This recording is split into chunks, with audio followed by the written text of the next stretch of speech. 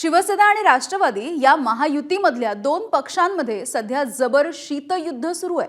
उपमुख्यमंत्री अजित पवार यांनी आयोजित केलेल्या माजी मुख्यमंत्र्यांच्या गौरव सोहळ्याला मित्रपक्ष असलेल्या उपमुख्यमंत्री एकनाथ शिंदे यांनी दांडी मारली। पूर्वनियोजित कार्यक्रमाचं कारण त्यांनी दिलं। अजित पवारांनी सुद्धा शिंदेंनी आयोजित केलेल्या महाबळेश्वर पर्यटन सोहळ्याकडे पाठ फिरवली। इतकंच काय, पक्षाचा कोणी आमदार किंवा मंत्री सुद्धा सुरुवातीला पाठवला नाही। शेवटच्या क्षणी मकरंद पाटील यांनी हजेरी लावली। दुसरा मुद्दा म्हणजे शिवसेनेचे सामाजिक न्याय मंत्री संजय शिरसाट यांनी व्यक्त केलेला संताप। त्यांच्या सामाजिक न्याय खात्याचा 410 कोटींचा निधी हा लाडक्या बहिणींना देऊन टाकला। याचमुळे चिडलेल्या शिरसाटांनी आमच्या संयमाला मर्यादा आहेत असा गर्भित इशारा दिलाय। अशातच आज संजय राऊतांनी संधी साधली आहे। मुख्यमंत्री देवेंद्र फडणवीस यांच्या सांगण्यावरूनच अजित पवार एकनाथ शिंदेंच्या शिवसेनेला बूच लावत आहेत अशी टीका करत त्यांनी गंमत केली आहे। वेदांत नेब आमचे प्रतिनिधी आपल्याला या संदर्भात माहिती देत आहेत। वेदांत, आपण बघतोय महायुतीमध्ये सध्या राष्ट्रवादी असेल आणि शिवसेना असेल, याच्यामधल्या कुरबुरी काहीशा वाढत आहेत, काहीसं शीतयुद्ध आणि तणाव।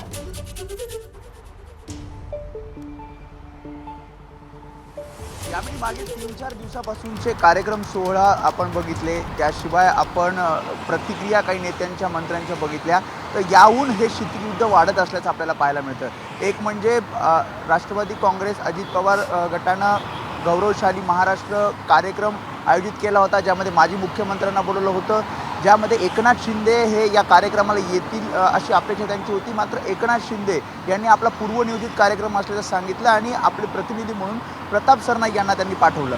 तर अगदी त्या दुसऱ्याच दिवशी महाबळेश्वरमध्ये शिंदेंच्या शिवसेनेचा वतीने आयोजित करण्यात आलेला कार्यक्रम होता, ज्यामध्ये महापर्यटन महोत्सव होता। त्यामध्ये अजित पवारांना निमंत्रण होतं, मात्र अजित पवार त्या ठिकाणी जाऊ शकले नाही आणि त्यांनी सुद्धा मकरंद पाटील हे आपल्या पक्षाकडनं प्रतिनिधी म्हणून पाठवले।